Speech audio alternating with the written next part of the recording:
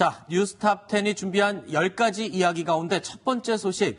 자, 헝가리에서 침몰한 유람선 인양 소식 먼저 살펴보겠습니다. 사고 발생 13일째를 맞은 허블레아니호가 어느덧 인양을 이제 눈앞에 두고 있습니다. 현지 시간으로 내일 오전에 인양을 할 예정입니다. 자, 이현중 의원님. 네. 그러니까 내일 오전에 결국에는 인양을 시작을 하는군요. 네, 그렇습니다. 지금 일단 크레인인 클라크 아다모가 일단 도착을 해서 사실 이제 선체에 대한 이제 이 와이어 작업들을 하고 있습니다. 보통 이 선체 같은 경우는 와이어를 전체를 한 4개 정도를 와이어 작업을 하고 있는데 현재까지는 1번과 2번을 제외한 1번과 3번과 4번의 와이어 작업이 다 끝났다고 합니다. 네. 그 2번 작업만 마무리가 되면 내일 오전에 기준구로에서 이제 끌어올리는 작업이 될 텐데 네. 지금 현재 헝가리 측 이제 잠수사들이 이 2번 어떤 와이어를 연결하기 위해서 네. 배 밑에 들어가서 와이어 연결 작업을 하고 있는데 그 네. 밑에 아마 이제 돌이나 콘크리트가 굉장히 많다고 그래요. 아하. 그게 상당히 좀 작업에 시간이 걸리는 것 같습니다. 네. 그런데 우리가 이렇게 인양을 가슴 조이면서 애타게 기다리는 이유가 다 있죠. 네, 그렇습니다. 이 허블레아니호에 같은 경우에 한국인들이 33명이 이제 원래 탑승하고 계셨습니다. 당초 확인된 생존자는 7명 일단 생존을 하셨고요. 현재까지 사망자 확인된 게 19분입니다. 네. 지금 문제 실종자가 7분이 이제 계시거든요.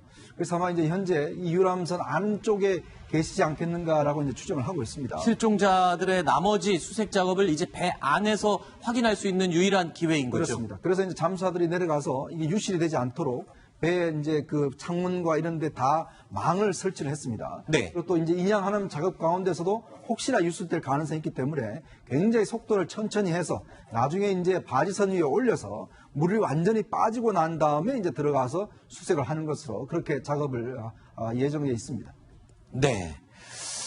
자, 이런 가운데 지금 허블레아니호를 충돌했던 가해 선박 이야기가 추가로 또 도착을 했죠. 이 바이킹 시긴호가 부다페스트로 돌아오던 중에 돌연 목적지를 바꿔서 상류에 정박을 했다라는 소식이 취재가 됐습니다. 지금 보시는 이 장면이 저희 채널A 취재 기자가 현장에서 이 바이킹 시긴호의 모습을 촬영한 그 모습입니다.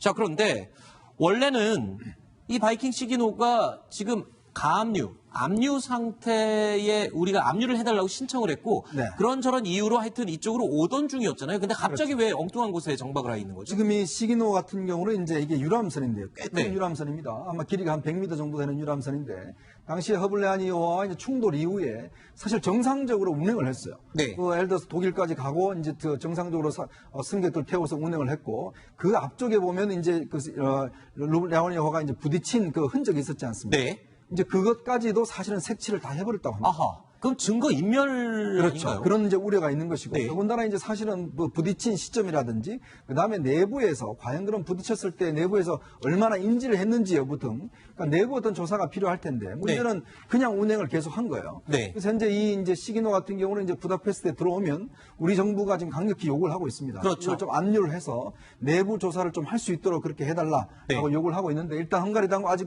결정을 하지 않았습니다만은 근데 이제 원래 오늘 부다페스트 항에 올 예정인데 지금 그쪽으로 오지 않고 지금 다른 곳에 일단 있어서 네. 왜 그곳에 있는지 아직 의문인 상태입니다. 저희 취재 기자가 취재한 내용을 제가 살짝 물어봤는데 그러니까 다른 승객들, 관광객들을 내려주기 위해서 그쪽에 정박을 한 것이다라고 조금 전에 취재 내용을 지금 전달을 해왔습니다. 자, 이 매일 오전, 그러니까 헝가리 시간이 우리 시각보다 7시간 느리거든요. 그래서 우리 시간으로 오후 5시가 그쪽에 오전입니다. 그래서 매일 오후, 우리 시간 오후 5시면 오전 브리핑이 있었는데 오늘도 역시 있었습니다. 내일 인양과 관련된 이야기였습니다. 그래서 저희가 조금 전에 했던 브리핑 내용을 방금 편집을 해서 준비했습니다. 들어보시죠. 어제까지 2번 본 와이를 빼고 1, 3, 4번이 다 배밑을 통과해가지고 지금 결속 대기하고 있는 상태입니다. 오늘 이게 다 되면은 실제 선박을 인양하는 시점은 내일 오전부터 할 계획입니다. 공중 수색을 계속하고 수상 수색은 남쪽으로 50km까지 보트당 3명씩 6명이 작전을 하겠습니다. 선박 사고가 난 저 지점의 작전 환경이 수심, 유속, 시야 이런 것을 포함해서 또 잠수사들의 그 잠수 방법도 우리하고 다르기 때문에 우리가 그 예상했던 시간보다 선체 인양이 조금씩 늦어지고 있습니다. 한 명이라도 더 빨리 시신을 수습하기 위해서 최선의 노력을 하고 있습니다.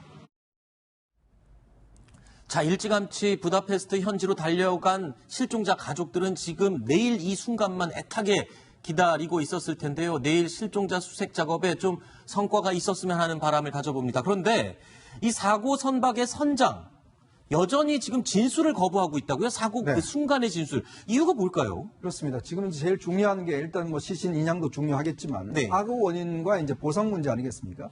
그러려면 이 이제 선장이 어떤 경위를 통해서 이 사건을 일으켰는지가 네. 제일 중요한데 처음에는 본인은 뭐 정상적으로 운행을 했다라고만 주장을 하고 있어요. 네. 그 다음에 사실은 지금 진술을 거부를 하고 있습니다. 지금 법원 측이 이제 보석 허가를 했지만 이걸 다시 검찰 측에서 항소를 해서 네. 보석은 안 되고 있는 상황이에요. 근데 이제 상황을 보니까 사실 이전에도 이 선장이 탔던 배에서 또 비슷한 사고가 한번 있었다고 합니다. 당시 물론 선장은 아니었지만 그런저런 이유로 지금 현재 변호하던 변호인들이 다 사임을 해버렸습니다. 그러다 보니까 새로운 또 이제 변호사들이 이제 임명되게 된 상황인데 네. 지금 문제는 의혹은 뭐냐면 이 그 선장 같은 경우에 자신이 쓰던 핸드폰을 전부 다 데이터를 삭제해 버렸어요. 아하. 그러니까 내부에서 무슨 대화를 했는지가 다 지금 안 드러난 상황이고 뭔가 사고를 은폐하려고 했던 것이 아닌가 그런 의혹이 지금 일고 있습니다. 알겠습니다. 뭐 부다페스트에서도 역시 뭐 포렌식이라든가 이런 수사 기법이 다 있을 것으로 생각이 되는데 정말 모든 것이 명명백백하게 밝혀지도록 헝가리 검찰에서도 우리 정부의 이야기를 반드시 반영을 해서 엄정한 수사를 진행해야 되겠습니다.